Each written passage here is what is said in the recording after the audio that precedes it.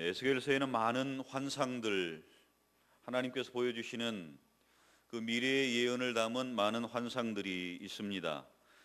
그 가운데 하나님께서 그 환상들을 통해서 말씀하시고자 하시는 것은 이스라엘의 멸망과 이스라엘의 어려움 가운데서 회복시키시는 하나님의 은혜를 선포하는 것입니다. 이스라엘을 향하여 위로를 말씀하시고 회복을 말씀하시고, 또 하나님께서 그 영광을 이스라엘 가운데 다시 회복시키셔서 그 하나님의 백성들이 되게 하시겠다는 그런 귀한 약속의 말씀들을 하나님께서 이스라엘 백성들에게 에스겔 선지자를 통해서 환상으로 말씀하십니다. 오늘도 그 환상 중에 하나로서 성전에서 나오는 물을 지금 에스겔이 그 사람, 또 그가 인도하는 대로, 여호와의 사자가 인도하는 대로 바라보고 있는 모습을 보게 됩니다. 우리의 삶 가운데서 물이 꼭 필요한 것을 우리는 잘 알고 있습니다. 물이 없이는 사람이 생존할 수가 없습니다.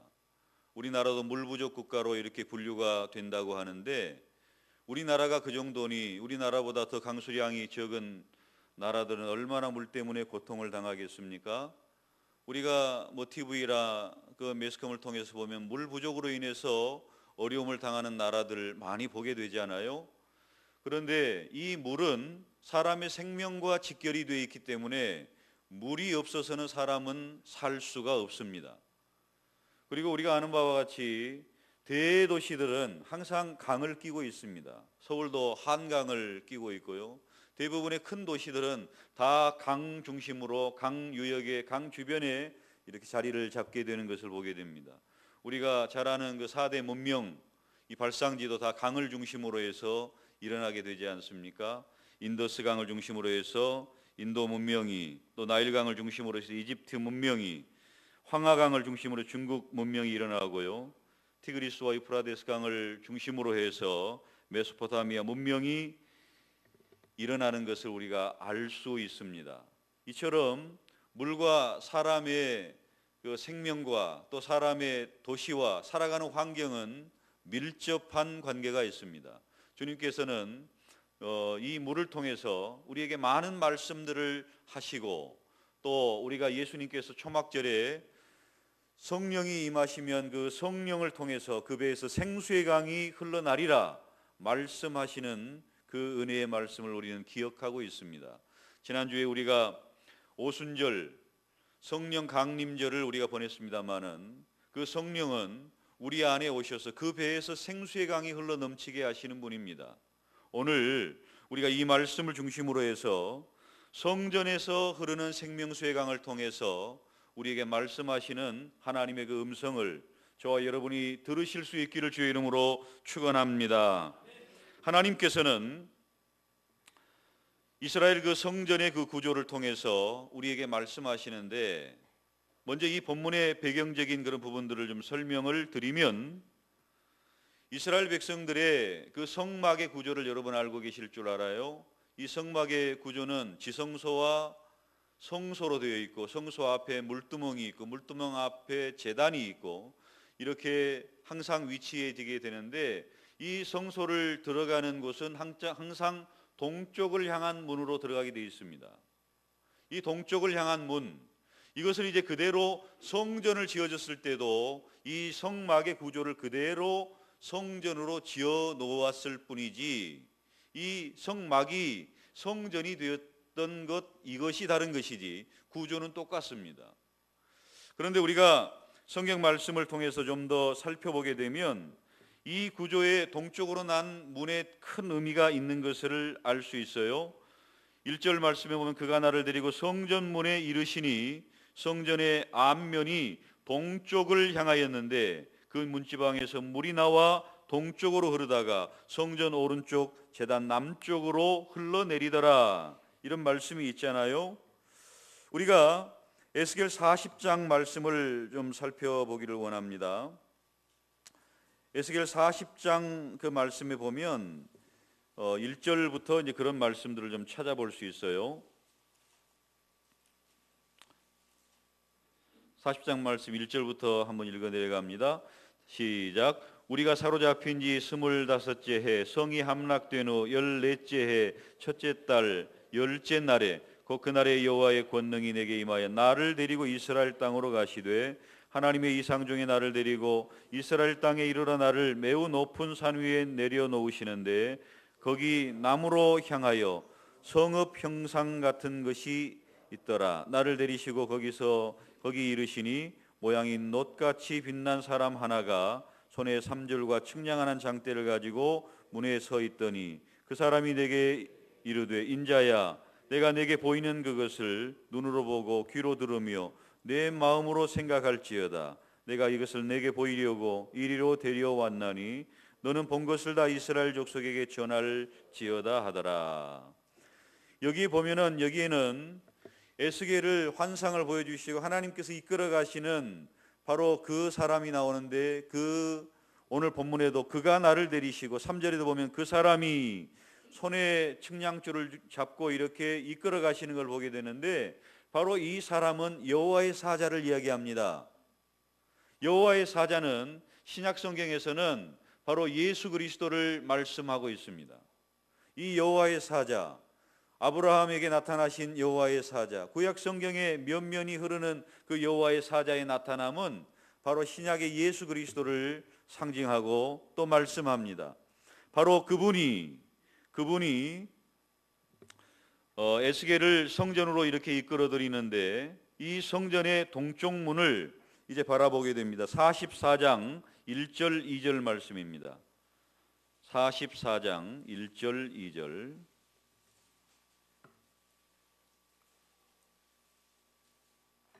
시작. 그가 나를 데리고 성소의 동쪽을 향한 바깥문에 들어오시니 그 문이 닫혔더라. 여호와께서 내게 이르시되 이 문은 닫고 다시 열지 못할지니 아무도 그리로 들어오지 못할 것은 이스라엘의 하나님 나 여호와가 그리로 들어왔음이라. 그러므로 닫아둘지니라. 지금도 예루살렘의 그 성전의 바깥문은 우리가 아는 바와 같이 콘크리트로 완전히 막혀 있습니다. 왜 막아놨습니까? 나중에 메시아가 오면, 나중에 하나님이 오시면 그 문을 열고 들어오신다는 거예요. 그래서 지금도 예루살렘의 그 동쪽 문은 아예 콘크리트로 그냥 딱 문을 봉해 놓았습니다. 이 말씀에 근거해서 예루살렘의 동쪽 문은 하나님이 들어오신 문이다. 오늘 이 본문 말씀에서 그렇게 말씀하시잖아요. 44장에서 우리가 방금 읽었던 이스라엘의 하나님 나 여호와가 그리로 들어왔으니 그러므로 닫아줄지니라. 하나님이 통로이고 하나님만 들어오실 수 있는 문이기 때문에 닫아두라 이렇게 말씀하셨기 때문에 나중에 재림하시는 주님 메시아께서 오셔서 이 문을 여신다. 그러므로 콘크리트로 완전히 봉해놓고 사람이 다니지 못할 문으로 만들어 놓았습니다. 성지순례를 가면 그런 장면들을 우리가 볼 수 있는 그런 부분이 있는데 이처럼 이 동쪽 문은 바로 하나님의 문이라고 읽었습니다. 하나님만이 들어오실 문. 그래서 성전에는 많은 문들이 있습니다. 우리가 그 성경에 보면 미문도 있고 뭐 여러 가지 문들이 이렇게 있는 것을 보게 되는데 그 문들 가운데 동쪽 문은 하나님의 통로입니다.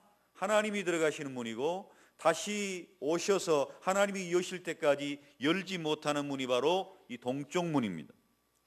이 동쪽 문, 성전의 앞면 동쪽을 향하였는데 그 하나님의 통로, 그 성전에서 물이 스며 나오는 것을 보게 되었습니다.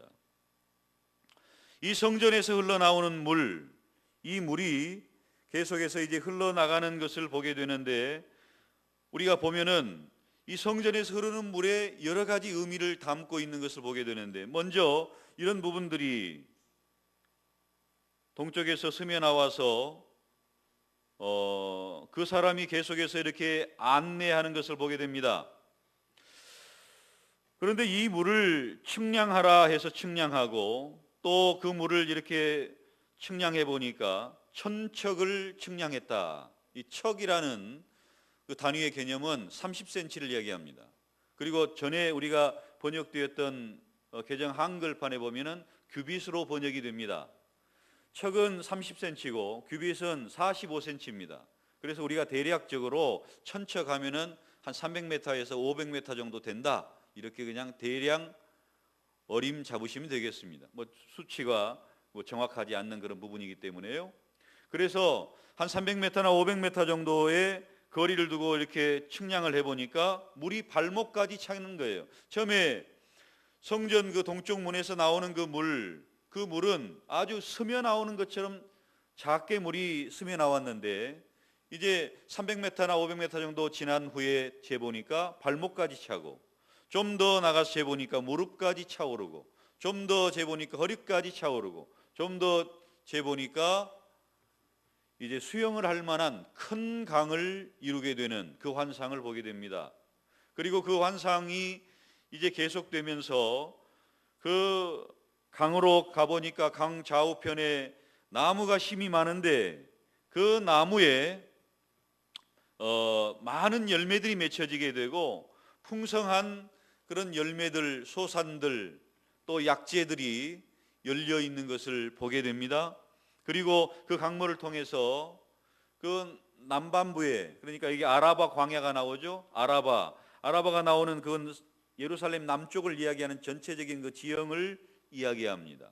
이곳이 큰 강을 이루어서 풍요로운 강물이 흘러나가는 것을 보게 됩니다.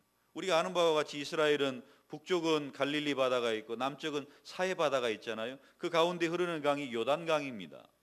이 요단강을 흘러 내려오게 되면 마지막 내려가는 곳이 남쪽에 사해가 있습니다. 지금 이 엥게디 광야라든지 이런 부분들이 바로 남쪽에 있는 사해 주변에 있는 광야고, 에네글라임이라는 것은 사해 바로 입구에 있는 그런 지역을 이야기합니다. 그러니까 사해 쪽으로 계속해서 강물이 흘러내려가는 거예요. 계속 강물이 흘러내려가는데 메말라버린, 죽어버린 땅, 사해가 죽은 바다라는 얘기잖아요. 그래서 죽어버린 바다, 메마른 땅, 광야와 같은 사막과 같은 그 지역에 사람이 살 수 없는 곳에 수많은 나무가 생겨나게 되고 활기를 띠게 되고 죽어버린 곳에 생명이 약동하게 되는 그런 장면들을 지금 에스겔이 보고 있는 것입니다. 우리가 지난번에 에스겔 37장의 마른 뼈의 환상을 보았습니다. 그 마른 뼈의 환상을 통해서 이스라엘이 무덤 같고 마른 뼈와 같이 심히 말라버린 소망 없는 이스라엘, 절망 가운데 있는 이스라엘에게 하나님의 생기의 바람이 불어 닥침으로 말미암아 그들이 생명이 되고 사람이 되고 군대가 되고 하나님의 사명을 감당하는 군대의 모습을 띠게 된 것을 우리가 보게 되지 않습니까? 오늘도 지금 그 현상들이 나타나는 거예요. 거기는 광야고 죽어버린 땅이고 아무런 열매를 맺지 못하는 땅입니다. 그런데 성전에서 흘러나오는 이 강수가, 생명수가 생명을 잉태하고 새로운 활기를 불어넣고 생명이 살아가는 땅으로 변화시켜 나가는 것을 보게 됩니다. 이것이 바로 환상의 내용입니다.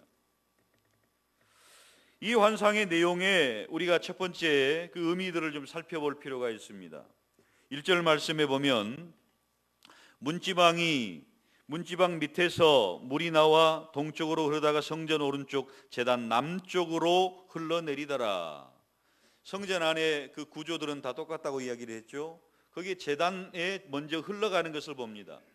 성전에서 흘러나오는 물, 그 성전에서 흘러나오는 물이 성전 바깥에 있는 제단에 이렇게 흐르는 모습을 보게 되는데, 제단, 성전, 지성소, 성소, 이 모든 것들은요 예수 그리스도를 상징하는 것입니다. 우리 잘 아시잖아요. 이 성막, 성전 다 예수 그리스도를 상징하는 그런 모습입니다.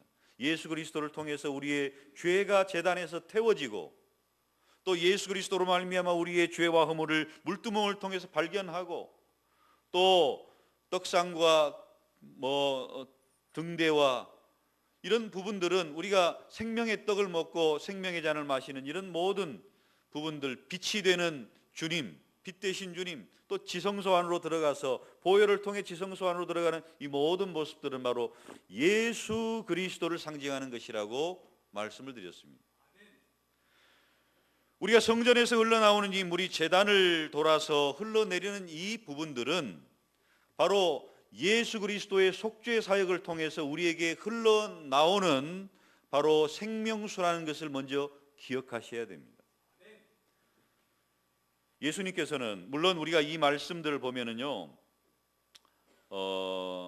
구약 성경에서도 이 생수의 강이 흘러나가는 그런 모습들을 묘사하고 있고 신약에서도 묘사하고 있습니다. 요한복음 7장에 그 너희 배에 생수의 강이 흘러나리라는 말씀들, 요한계시록 22장에 그 생명의 강수가 바로 성전에서 흘러나오는 그런 모습들, 이런 그 모습들이 구약 성경에도 신약 성경에도 기록되어 있는데, 바로 이런 모습은 예수 그리스도로 말미암아 우리를 살리시고 생명을 공급하시는 하나님의 역사가 이루어지는 것을 말씀하시는 거예요. 이 예수 그리스도는 바로 우리의 죄와 사망의 권세로부터 우리를 해방시키시고 우리를 건지신 예수님이십니다. 이 예수님을 통해서 성령의 보내심을 받고 그 성령이 바로 성전인 우리들의 삶 속에 들어오셔서 우리 안에서 생명의 역사, 생수의 강이 흘러넘치게 하십니다. 바로 초막절에 그 생수의 강이 흘러넘치는 이 이야기를 주님께서 하셨는데, 성전이 된 우리들, 성령이 임하심으로 말미암아 우리가 성전이 되었잖아요. 모든 죄와 허물을 용서받고 하나님을 모신 거룩한 성전이 된 우리 안에 바로 성령이 오셔서 하나님의 전이 됩니다. 하나님의 전 안에는 생명의 강이 흘러넘치게 되어 있습니다. 바로 이것을 연결시켜서 여러분 생각하셔야 돼요. 나중에 이루어질 그 요한계시록 22장의 그 장면과 또 오늘 에스겔 47장의 장면과 요한복음 7장의 그 생수의 강이 흘러넘치는 이 장면들을 여러분 통합적으로 머릿속에서 기억하시면서 이 말씀을 들으셔야 됩니다. 물론 이 말씀들은 아직 완전하게 이 예언이 성취되지 않았어요. 왜냐하면 예수님이 다시 오셔서 이것을 성취하실 것이기 때문에 그렇습니다. 그래서 이스라엘 백성들은 메시아를 기다리는 사람들이잖아요. 그래서 예루살렘 성전의 동쪽 문을 콘크리트로 막아놓은 것만 한 것이 아니라 우리가 아는 바와 같이 사해 서편에는 엔게디 광야가 있습니다. 그곳에 쿰란 공동체가 있는데 바로 그곳에서 메시아를 기다리는 사람들이 생겨나게 됩니다. 그들을 하시딤이라고 이야기를 하죠. 하시딤은 하나님을 사랑하는 사람들이란 말이에요. 하나님을 사랑하는 사람들이 왜 하필이면 사해 서쪽에 엔게디 광야에서 굴을 파고 그곳에서 생활을 하게 되었는가? 왜 그럽니까? 메시아가 오시면 생수의 강이 흘러넘쳐서 어디로 흘러와요? 사해로 흘러오게 돼 있어요. 그래서 생수의 강이 흘러넘치는 그것을 그들이 친히 직접 목격하고 주님 다시 오시는 것을 보고자 그곳에 광야에 터전을 꾸리고 그곳에서 하나님의 말씀을 읽고 하나님 말씀을 쓰고 하나님 말씀대로만 살아가겠다고 작정한 하시딤들이 쿰란 공동체를 이루고 살았던 것입니다. 메시아를 기다리는 사람들이에요. 바로 이 성경의 근거를 두고 그들은 사해 서쪽 엔게디 광야에서 머물렀던 것입니다. 사랑하는 성도 여러분, 우리는 성령께서 우리 안에 오심으로 말미암아 성전이 되었고 이 성전은 예수 그리스도의 죄 사함의 역사, 제단을 돌아가는 이 성전문을 바로 죄 사함 없이는 성령이 우리 안에 오시지도 않고 성령이 오시는 성령의 전이 된 우리들에게 하나님께서는 생수가 흘러가게 하십니다. 하나님으로부터 흘러나온 그 생수가 예수 그리스도로 말미암아 죄 사함을 받은 바로 우리 모든 성도들, 성전된 우리 모든 성도들에게 흘러가게 되는 줄로 믿으시기를 바랍니다. 이 성전의 역사는 처음에 성전에서 흘러나올 때 어떻게 흘러나와요? 물이 스며 있는 것처럼 흘러나와요. 여러분, 물이 스며 들어가는 것을 여러분 보게 되잖아요. 아주 작은 물입니다. 물이 그냥 비춰지는 거예요. 조금씩 조금씩 물이 새는 것처럼 스며 나오는 그런 모습을 보게 되는데 이 물이 가면 갈수록 발목에 차고 허리에 무릎에 차고 허리에 차고 강을 이루는 것을 보게 됩니다.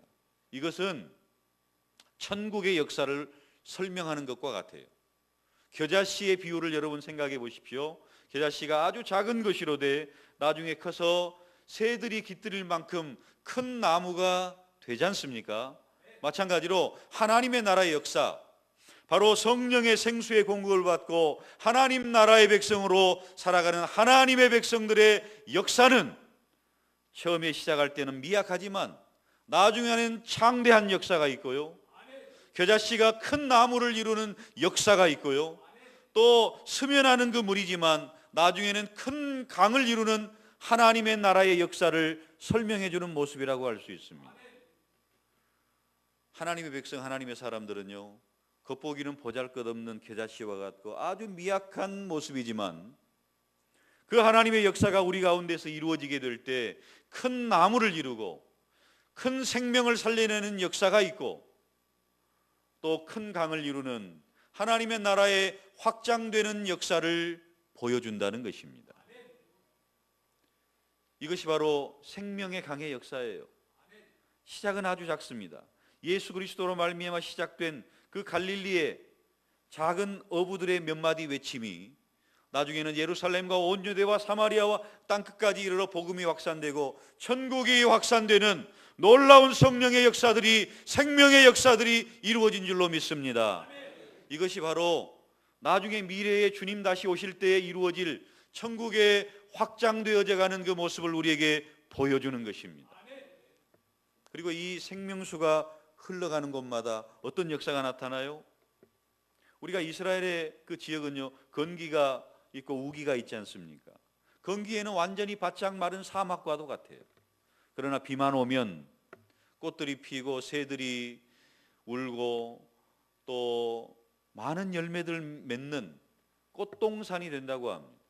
그래서 성지 순례를 갈 때 주로 우기가 막 지난 그때 성지 순례를 가면 굉장한 아름다운 모습을 보게 되고, 우리가 지난번에 갔을 때는 언제 갔어요? 건기에 가가지고 바짝 마른 모습을 보고 왔잖아요. 바짝 마른 모습, 사막과도 같고 풀 한 폭이 없고 나무도 별로 없는 그런 모습을 보고 왔는데, 봄에 가면 꽃동산을 본다는 거예요. 온 세상이 꽃천지가 된다는 겁니다. 열매를 맺고 나무가 왕성하게 일어나는 그런 모습을 본다는 거예요. 바로 이 천국의 모습과도 같다는 겁니다. 바로 이 생명수가 흘러가는 바로 그곳에 이런 역사가 있어요. 바짝 말라 사막과도 같고 아무 생명이 살 수 없는 줄 알았는데 그곳에 수많은 나무들이 세워지고 수많은 생물들이 살아나고 수많은 꽃들이 일어나는 그런 생명의 역사가 이 생명수가 흘러가는 곳곳마다 일어났던 것을 말하고 있습니다. 사랑하는 성도 여러분, 우리 그리스도인들은요, 성령의 역사를 따라 그 배에서 생수의 강이 흘러넘치는 그리스도인들이 가는 곳마다 이런 생명의 회복의 역사, 활력의 역사, 생기의 역사가 일어나야 되는 줄로 믿습니다. 죽어버린 것과 같은 곳, 아무런 소망이 없는 것과 같은 그곳에 생명의 역사. 여러분, 우리나라도 마찬가지지 않습니까? 메말라 있다가 물이 들어가고 쩍쩍 갈라진 논에 그냥 물이 들어가고 얼마나 기쁨이 있고 감사가 있습니까? 그 물이 들어가면 온 세상이 달라지는 거예요. 이스라엘처럼 이렇게 확연하게 건기 우기로 달라지진 않지만 우리나라도 물이 공급되면 얼마나 달라집니까? 마찬가지로 우리 그리스도인들은 이 생명의 강을 흘려보내는 생명의 물줄기들이 바로 우리 안에 있어요. 그 배에 생수의 강이 흘러넘치는 우리 안에 성령의 역사가 있습니다. 그러므로 말미암아 우리가 가는 곳마다 활기가 넘쳐야죠. 우리가 가는 곳마다 생명의 역사가 일어나야죠. 이것이 성령의 사람의 모습인 것입니다. 뿐만 아니라요, 이 생명수의 역사는요, 단순히 그냥 죽은 것처럼 보였던 것이 물의 공급을 받고 활기를 얻는 정도의 역사가 아니라, 여러분, 사해는요 완전히 죽은 곳입니다. 생명이 살 수가 없어요. 사해는 사해입니다. 다 죽어버린 땅이에요. 그렇기 때문에 사해입니다. 지난번에 우리가 살펴보았던 그 마른 뼈, 그 마른 뼈도 완전히 무덤이고 죽음이고 생명이 없는 것을 이야기합니다. 이 성령의 생명수의 강의 역사는 생명이 있는데 비실비실한 생명이 살아나는 역사 정도가 아니라는 거예요. 죽어버린 생명이 다시 새로운 생명으로 거듭나는 것을 이야기합니다. 우리 예수 그리스도를 믿기 전에 우리들의 모습이 죽어있는 사람들의 모습이잖아요. 예수 그리스도를 알지 못한 우리들은 영적으로 죽은 백성들입니다. 그런데 복음의 역사가, 하나님의 말씀의 역사가, 겨자씨의 역사가 들어가게 되면은 살아나는 역사가 있다는 거예요. 이것이 생명수의 역사입니다. 사랑하는 성도 여러분, 우리가 복음을 전하는 그 땅에는요, 생명의 역사가 일어나게 돼 있어요. 살아나는 역사가 일어나게 돼 있습니다. 왜냐하면 성령의 그 생수는요, 생명수이기 때문에 그래요. 하나님의 말씀이 전파되는 곳마다 생명의 역사가 일어나는 거예요. 이것이 성령의 역사입니다. 사회는 죽은 것 같은 게 아니라 죽어버린 거예요. 무덤은요, 죽은 자들의 땅입니다. 마른 뼈는요, 완전히 죽어버린 겁니다. 그런데 그 가운데 생명의 역사가 성령의 생기를 통해서, 성령의 생명수를 통해서 새롭게 지금 일어나고 있는 것을 보게 된다는 말입니다. 사랑하는 성도 여러분, 그 생명수를 우리 안에 허락하여 주셨어요. 예수님께서 성령의 생명수를 우리 안에, 그 배에서, 우리 육신을 통해서 생명수를 허락해 주셨습니다. 그러므로 우리가 가는 곳마다 생명의 역사가 나타나야죠. 우리가 가는 곳마다 활기가 넘쳐야죠.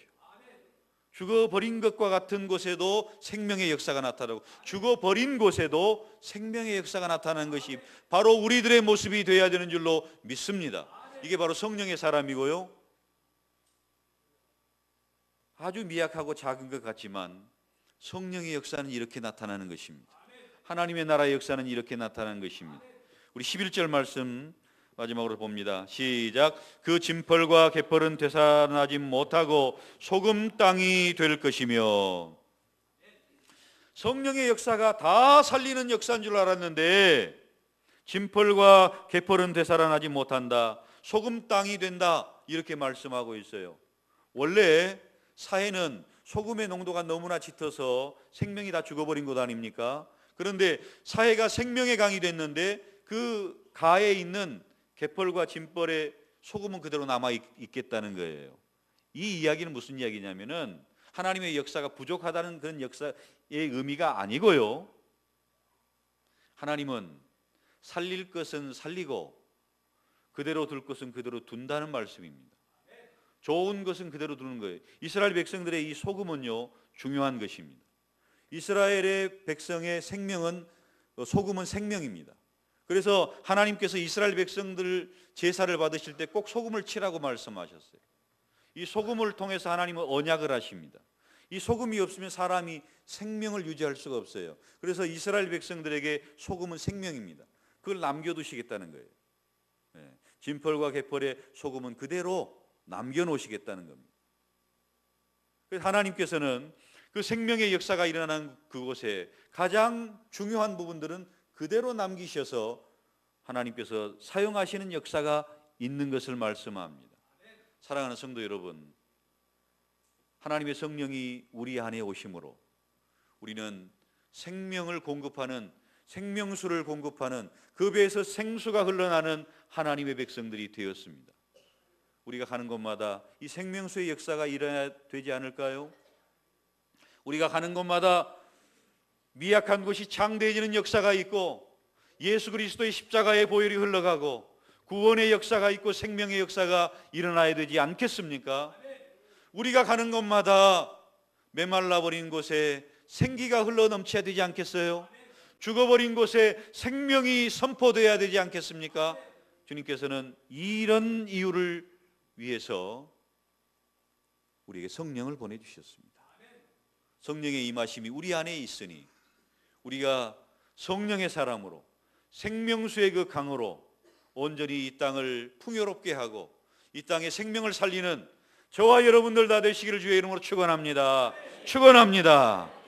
하나님 아버지, 우리 안에 성령을 보내셔서 성전을 삼으시고 성전 안에서 예수 그리스도로 말미암아 죄 사함을 받은 주의 백성들에게 생명수가 흘러넘치고 생명을 살리는 역사, 열매를 맺는 역사, 치료하는 역사, 풍요롭게 하는 역사, 죽은 자를 살리는 역사를 우리를 통해서 이루시고자 하시는 하나님의 계획을 봅니다.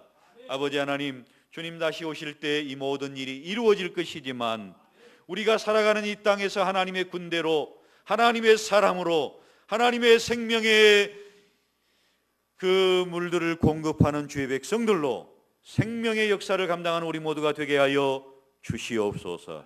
예수님의 이름으로 기도드리옵나이다. 아멘.